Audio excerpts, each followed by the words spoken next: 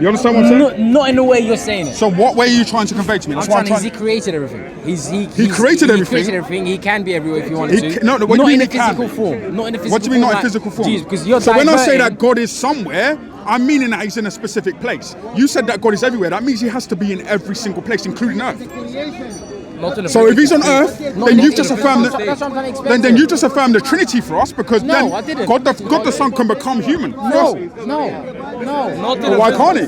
Why can't he? You just said that God is everywhere. That means he has to be on Earth. Yeah, but not in a physical. Not how you're saying. Not in a physical state. When you dream of something, are you there in a physical Well, first of all, I didn't invite you to the conversation. You should have answered. I'm going to go into the conversation. But second of all, I want you to answer this question, because you're the one who made the statement. You made the statement, God is everywhere. So you answer the question. Not in a physical. I told you, not in a physical form. So in what way? In what way? I don't know. He just made everything, isn't it? Is God like his creation? Is God like his creation? Yeah, is God like his creation. What do you mean? Does he like it or does he? No, is God like his creation? So is God by nature like his creation? I don't know. You don't know? I don't know. No, it's answer. Well, the Quran says that God is not like his creation. So the question I'd ask you and any Muslim in this park is, how can Allah be everywhere if God is unlike his creation?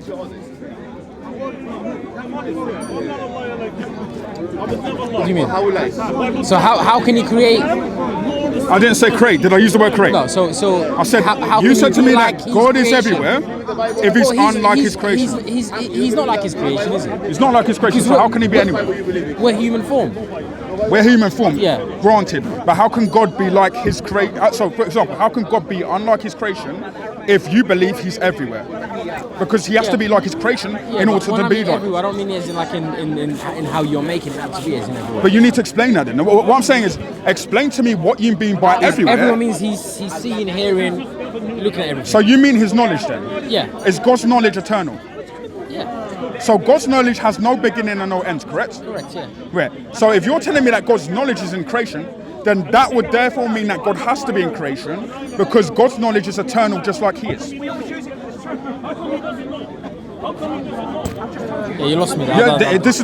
You want me to explain why you're getting confused? Yeah. Because I'm going to be honest, you don't understand Islam as well as you think you do. You claim that I had, for example, I'm sorry if I spit on you a bit, yeah, it's all right. but basically you claimed that I did, the reason why you left Christianity is because you couldn't understand the Trinity. Yeah. But I'm claiming that you don't understand even Islam or even God as well as you think you do. Islam itself, it makes more sense. But it doesn't. It does. For example, Jesus from was what a I just prophet. said. Jesus was a prophet. He's been sent to convey a message, meaning you follow him, his words, that what the Creator was sent him to do. Right. Same as all the other prophets. What prophets? All the prophets. So what prophets do you know of? Abraham, Moses. Who was Abraham? Ishmael. So I want to start with Abraham first, because he's one of the first prophets. Yeah, he's one of the fathers. Yeah. The founding fathers. Yeah. Yeah, he's the father of fathers, Yeah. right? So what was Abraham? Who or what was Abraham? He was a man. He was a man, but what was he doing? What was his point? What was his mission? To basically convey the message that there's only one God worth of worship, which is God. First of all, that's not who Abraham was. Do you know what? Who was Abraham? So, for example, the Bible has an historical Abraham. The Abraham, the Bible was chosen not to spread the meaning that God is one. No. He was told by the God of Abraham, or his God, Yahweh, that through him a nation would come. Now, for example, I want to ask you this question because it's related to the question of who's Abraham is, right? Jacob is a child of Abraham. What does Jacob mean? I don't know. Okay, Jacob means Israel. Okay. Right. The children of Israel are mentioned in the Quran, right? Yeah. Why are they called the children of Israel? Because they're the children of, they're going to come from that tribe. No, not just that. You have a point there. It wasn't just that. The reason why they're called Israel is, think of the language, Israel. El at the end of the word. Yeah. Right. El is a specific deity in the Jewish Old Testament relating to the Jewish God, right? That's why they were called Israel in the first place. They were always also called Israel, get this, because they were given a line of covenant from Abraham. You don't have this in the Quran. You don't even know who Abraham is, and you don't know who the children of Israel are. So already I've just shown you from your own sources, by the way, that you don't know the God of Abraham. You don't even know your own God. Yet your God is claiming that Abraham came to serve one God. But that's not what the Old Testament means. For example, who's Moses? He was another prophet. But what did he do? What was his point? Same message. Not entirely. Because again, what does the Quran say about Moses? Could you explain what the Quran says about Moses? To be honest, with you, my knowledge is not as in depth, but I do know that all the prophets came with a message. So and to simplify it, that message was that not to believe in idols, to believe in one God, one Creator, and Day of Judgment. Well, you understand the Aztecs, for example, they believe in one God. Okay. Did you know that? Don't be distracted. Yeah. But did you know that the Aztecs believed in one God? I don't know. Did you know there were many monotheistic religions? For example, the people who followed Dagon, right? They believed in one God. Paganism. No, Dagon. Oh, Dagon. They were pagan, yes, but they believed in a God called Dagon, who was one God. So what does that tell me about Allah? Nothing. What do you know about Allah as a person? Does Allah love you? He's not a person. He's not a person. So what is he? He's a God. But what does Allah love you? Of course he does. How has he shown his love? Creation. But how has he shown his love? By effect, how has he shown his love? Have you not got eyesight? Can you not see me? Have you not got can you walk? No, that wasn't a gift, that was creation. Remember, it's something given to somebody is given on the premise that they've done something nice, So it's not a two, gift. one, So what is it then? and What do you mean by secondly, creation? a gift has to have somebody to receive it. If you don't exist, then it's not necessarily a gift. You understand what I'm saying? Yeah. So it's not a gift that you're given eyesight because you were created with that purpose, whether you like it or not. So you think you're deserving of your eyesight, your hearing, your senses? You don't understand what I'm saying? Yeah. So, for example, my mother and my father gave birth to me, right? Yeah. That's not a gift because I didn't choose that, did I? Okay. Right? But if they then gave me a present, like a new bike or a new car, that would be a gift because that's something given to a recipient who has been given a gift by somebody else. Okay. We're saying as Christians that God is love and that he loves others. Yeah. Your God, having created the world, who did he love? What do you mean, who did he love? Who did he love? This is all of his creation. He made it. It's a test. Right, but who did he love? Like, I'm asking you a question because Allah, according to the Quran, is called the most merciful and the most loving. Yeah. So who did he love? His followers who worship him. His followers. Yeah. So before creation, who did he love? Who could he have loved? I don't know. Nobody, because there was nobody else. Well, that's irrelevant before creation. No, isn't it? it is relevant because Allah says He's the most loving and He's the all loving. Yeah. But So that's if He loved irrelevant. nobody Why are we before talking creation, about pre-existence? the reason why I am is Yeah. because if before creation Allah didn't love Did he not anybody, create Adam and Eve? Did he not love Adam and Eve? understand what I'm saying? Yeah. So before creation He didn't love anybody. Yeah. That therefore infers that Allah had nobody to love. Therefore infers that Allah isn't all loving. All right, so that's the same with Jesus then. No. So if Jesus wasn't born, who was God before him? So we believe that God is a Trinity, He's triune nature. So God is the Father, the Son, and the Holy Spirit. So all three persons love each other.